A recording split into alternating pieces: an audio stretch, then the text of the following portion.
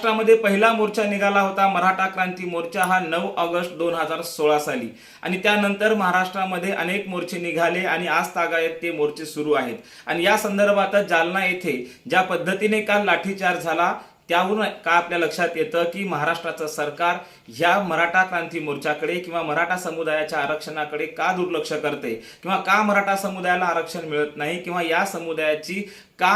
एवढी विटंबना होत आहे किंवा या समुदायाला एवढं का त्रास दिला जातोय या व्हिडिओच्या माध्यमातून आपण पाहणार आहोत। नमस्कार, मी डॉक्टर नागराज मगरे, शब्देवता लाईव्ह मध्ये आपल्या सर्वांचं मनपूर्वक स्वागत। 9 ऑगस्ट 2016 रोजी पहिला मराठा क्रांती मोर्चा निघाला होता। या मोर्चाची पहिली मागणी होती, म्हणजे सर्वात महत्त्वाची मागणी होती ती म्हणजे मराठा समुदायाला आरक्षण द्यावे। त्यानंतर दुसरी मागणी अशी होती, ती महत्त्वाची मागणी आहे की नगर जिल्ह्यातील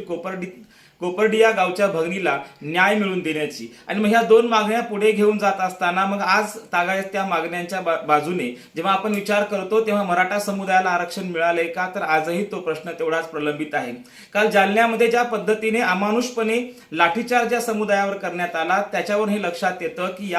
या देशातल्या राज्यकर्त्यांची इच्छाशक्ती मराठा समुदायाला आरक्षण देण्याची आहे का नाही ही शंका निर्माण होते। सर्वात महत्त्वाचं म्हणजे मराठा आरक्षण का मिळत नाही किंवा हा समाज का भरडला जातोय, यात सर्वात महत्त्वाचं कारण येतं की पहिल्यांदा आपण पाहतो की महाराष्ट्रामध्ये मराठा समुदाय हे दोन प्रकारचे आहेत। एक गरीब मराठा आणि दुसरा श्रीमंत मराठा। श्रीमंत मराठा हा स्वतःला या वर्गात समजत नाही, त्याला आरक्षण हवं की नाही हा त्याचा प्रश्न आहे, परंतु गरीब मराठा समुदायाची मात्र या सगळ्या याच्यामध्ये तो भरडला जातोय। आणि मग गरीब मराठा आणि श्रीमंत मराठा हे दोन वर्ग असल्यामुळे श्रीमंत मराठा हा सत्तेच्या स्थानी आहे आणि मग सत्तेमध्ये असलेला हा मराठा मात्र या गरीब मराठ्यांच्या भावनेकडे किंवा गरीब मराठ्यांच्या मागणीकडे दुर्लक्ष करतोय अशी शंका येते।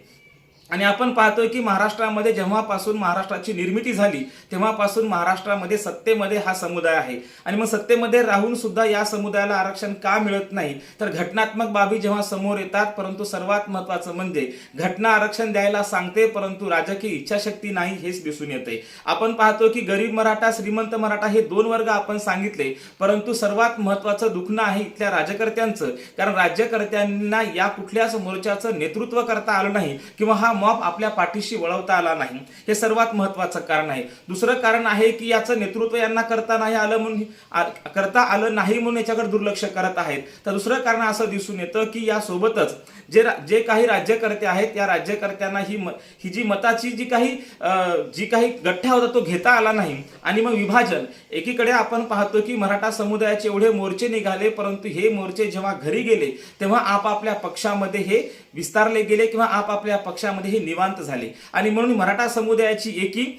एकी नसल्या कारणाने देखील मराठा समुदायाला आरक्षण मिळत नाही असं देखील दिसून येतं। कारण मोर्चा संपल्यानंतर जेव्हा आपण घरी जातो तेव्हा मात्र आपण राष्ट्रवादीचे, शिवसेनेचे आणि इतर कुठल्या पक्षाचे आपण सर्व पक्षामध्ये विभागले जातो, त्यामुळे कदाचित मराठा समुदायाला आरक्षण मिळालं नसावं असा प्रश्न पडतो। दुसरीकडे आपल्या लक्षात येतं की सामान्य मराठा जो आहे तो अत्यंत हलाखीच्या परिस्थितीमध्ये जीवन जगत आहे आणि मग हे जीवन जगत असताना यांच्या भावनेकडे, यांच्या मागण्यांकडे इथल्या खरं तर श्रीमंत असलेल्या आणि सत्तेमध्ये असलेल्या मराठा समुदायाने दुर्लक्ष केलेलं आहे। सत्तेमध्ये हा खरं तर मुठभर समुदाय आहे, परंतु या मुठभर समुदायाने या इथल्या सुभर समुदायाला कुठेतरी मानसिक गुलाम करून ठेवलेला आहे, जातीय गुलाम करून ठेवलेला आहे आणि म्हणून या सुभर लोकांचं भलं होत नाही या मुठभर लोकांच्या इच्छाशक्ती नसल्या कारणानं। सर्वात महत्त्वाचं असं येते की मराठा मोर्चा जे निघाले होते हे अतिशय शिस्तबद्ध निघाले आणि विशेष म्हणजे महाराष्ट्राच्या संस्कृतीमध्ये असे मोर्चे हे पहिल्यांदा निघाले होते, परंतु त्यानंतर जी काही चर्चा झाली आणि त्या चर्चेच्या नंतर महाराष्ट्रामध्ये इतर समुदायाचे अनेक मोर्चे निघाले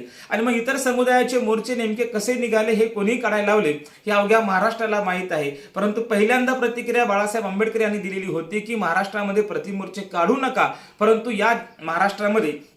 त्यानंतर अनेक समुदायांनी मोर्चे काढले आणि मग या मागणीचं जे गांभीर्य होतं ते गांभीर्य कमी झालं। म्हणजे पहिलं मी तुम्हाला कारण सांगितलेलं आहे की मराठा समुदायात एकी नाही, दुसरं कारण महाराष्ट्रातील राज्यकर्त्यांची, देशातील राज्यकर्त्यांची इच्छाशक्ती आणि सर्वात महत्त्वाचं म्हणजे या सर्व समुदायाचं नेतृत्व हे सर्वसामान्य मराठा समुदायानं केलं, हे इथल्या राज्यकर्त्यांना आवडलेलं नाही, हे देखील सर्वात महत्त्वाचं कारण आपल्या समोर दिसून येते। दुसरं एक महत्त्वाचं कारण असं आहे की या देशामध्ये, या महाराष्ट्रामध्ये खरं तर गरीब श्रीमंत मराठा आहे, परंतु परवाच मीडिया समोर बोलताना अगदी सकाळच्या पत्रकार परिषदेमध्ये बोलताना बाळासाहेब आंबेडकर म्हणतात की मराठा समुदायाचे दोन वर्ग तर आहेच, गरीब आणि श्रीमंत, परंतु या सोबतच एक छत्रपती शिवाजी महाराजांचा गरीब मराठा आहे आणि दुसरा जो मराठा आहे तो मोगलाई प्रणित आहे आणि मोगलाई मराठा समुदायाची आणि पेशवाईंची या दोघांची युती झाल्यामुळे ते ज्या धुंदीमध्ये आहेत त्या धुंदीतून ते बाहेर यायला तयार नाहीत आणि याच्यामध्ये खरं तर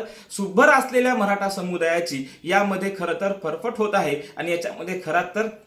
ते भरडले जात आहेत। दुसरीकडे सर्वात महत्त्वाचं आहे की आज आपण पाहतोय मी वारंवार राजकीय इच्छाशक्ती का म्हणत आहे, कारण 133 आमदार हे आज मराठा समुदायाचे आहेत। जर 133 आमदार मराठा समुदायाचे आहेत, परंतु हे 133नी खरंच या सर्व प्रश्नांवरती गांभीर्याने विचार केलाय का, हा आपल्या समोर मी प्रश्न ठेवतो, आपण याचं उत्तर शोधलं पाहिजे। दुसरीकडे महाराष्ट्रामध्ये बडे नेते असलेले ज्यांचा राजकीय अनुभव चांगला आहे आणि प्रत्येक जिल्ह्यामध्ये एक बडा नेता हा खऱ्या अर्थानं मराठा समुदायाचा असून सुद्धा तरीही त्या समुदायाला आरक्षण मिळत नाही, ही या राज्यकर्त्यांची इच्छाशक्ती आणि त्यांना त्या समुदायाचं नेतृत्व करता आलं नाही मराठा क्रांती मोर्चाच्या माध्यमातून, हे सर्वात मोठं दुखणं या सर्वच राजकीय इच्छाशक्तीच्या पाठीमागे दडलेलं आहे। दुसरीकडे आपण असं पाहतो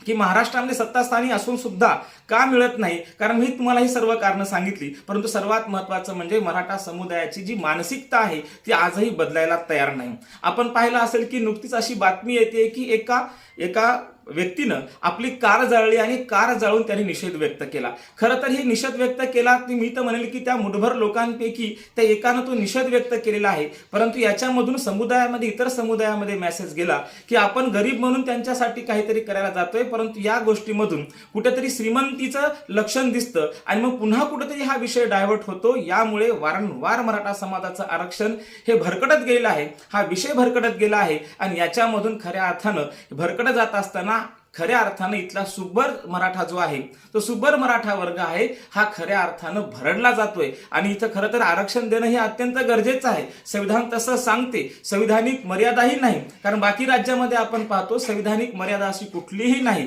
परंतु महाराष्ट्रामध्ये मात्र ही मर्यादा वारंवार सांगितली जाते। याचं कारण मात्र मला कळत नाही, ते आपण सर्व प्रेक्षकांनी खऱ्या अर्थानं शोधलं पाहिजे। आणि आरक्षण द्यायचं झालं तर दोन प्रकारच्या भूमिका समोर येतात, एक जण म्हणतं की ओबीसी मधून द्या आणि एक जण म्हणतात की विशेष कोट्यामधून द्या, परंतु एक लक्षात घेतलं पाहिजे, विशेष कोट्यातून आरक्षण असं तयार करता येत नाही, हे आरक्षण खरं तर ओबीसीतूनच द्यावं लागतं। हवं तर त्या ओबीसीचा कोटा वाढवावा लागेल आणि त्यातून ते आरक्षण देता येईल, हेच एक न्यायिक भूमिका होईल आणि कायदेशीर भूमिका होईल। नाहीतर सतत मराठा समुदायाची जी चाललेली जी काही दशा आहे ती दशा कायम राहील। इथल्या राज्यकर्त्यांनी इथली राजकीय इच्छाशक्ती, समाजाचं एकीकरण, जो वेगवेगळ्या पक्षात विभागलेला मराठा समुदाय आहे त्यानं एकत्र येणं आणि याच्यावर तोडगा काढणं आणि या 133 आमदार आणि आजी माजी आमदारांनी खरं तर या विषयाला गांभीर्यानं घेणं आणि महाराष्ट्राचं नेतृत्व ज्यांच्या हातामध्ये चिरंकाळ आहे अशा नेतृत्वानं पुढे येऊन खरं तर ही मागणी पुढे रेटली पाहिजे आणि खरं तर इथल्या सुब्बर मराठा समुदायाच्या पदरामध्ये काहीतरी पाडलं पाहिजे। अजून एक सर्वात महत्त्वाचं आहे की जी सहानुभूती मराठा क्रांती मोर्चाला सर्व समुदायातून मिळाली होती, हे देखील मराठा क्रांती मोर्चाच्या विरोधकांना कुठेतरी डोळ्यामध्ये खुपलं आणि त्यांनी पुढे मात्र ही सहानुभूती कमी करण्यासाठी महाराष्ट्रामध्ये अनेक समुदायाचे, अनेक जातीचे प्रतिमोर्चे निघाले आणि या मोर्चांचं गांभीर्य इथं कमी झालं। हे गांभीर्य कमी होऊ द्यायचं नसेल तर आणि पुन्हा लाठीचार्ज होऊ द्यायचा नसेल तर मराठा नेतृत्वाने, राजकीय इच्छाशक्ती असलेल्या नेतृत्वाने, जे राजकारणामध्ये सत्तास्थानी आहेत त्यांनी खरं तर या गोष्टीकडे गांभीर्यानं पाहिलं पाहिजे, कारण इथं सुभर